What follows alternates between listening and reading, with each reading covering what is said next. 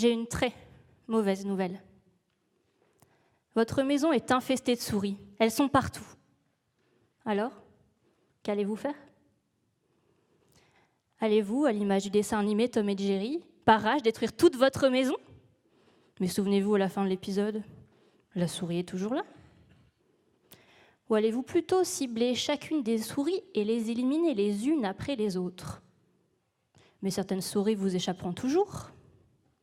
Alors sûrement, vous penserez à aller acheter un piège à souris. Mais serait-il possible d'appliquer ce simple raisonnement à la lutte contre le cancer ? Lorsque la chimiothérapie, qui casse tout sur son passage, et la thérapie ciblée ne fonctionnent pas, ne pourrions-nous pas utiliser un piège à tumeur ? Le but de ma thèse, c'est de transformer cette idée en réalité.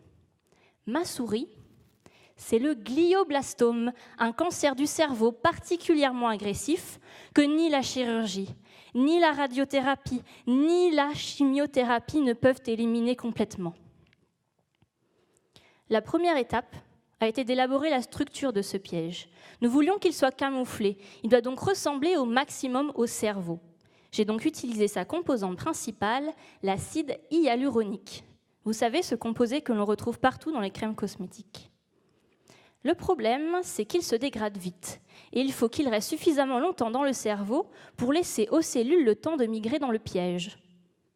Je l'ai donc mélangé à de la fibroïne de soie, produite par les vers à soie, et je les ai utilisés pour créer une micro-éponge, c'est-à-dire un matériau gonflé d'eau avec des pores permettant aux cellules cancéreuses d'y pénétrer.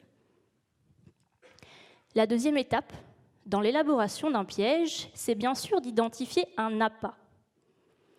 Des études ont montré que les cellules de glioblastome responsables de la réapparition du cancer après traitement sont attirées par une protéine appelée SDF1. J'ai donc chargé mon éponge de ce petit fromage à glioblastome. L'idée est d'implanter cette éponge dans la cavité laissée par le chirurgien après qu'il ait retiré le maximum de la tumeur. Notre piège attirerait alors les cellules infiltrées dans le cerveau que le chirurgien ne peut pas retirer.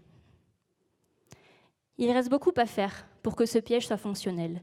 Et nous ne savons pas encore aujourd'hui ce qui sera le plus efficace pour éliminer les cellules capturées. Mais peut-être qu'un jour, grâce à lui, on pourra enfin dire « J'ai une très bonne nouvelle. Vous n'avez plus de souris dans votre maison. »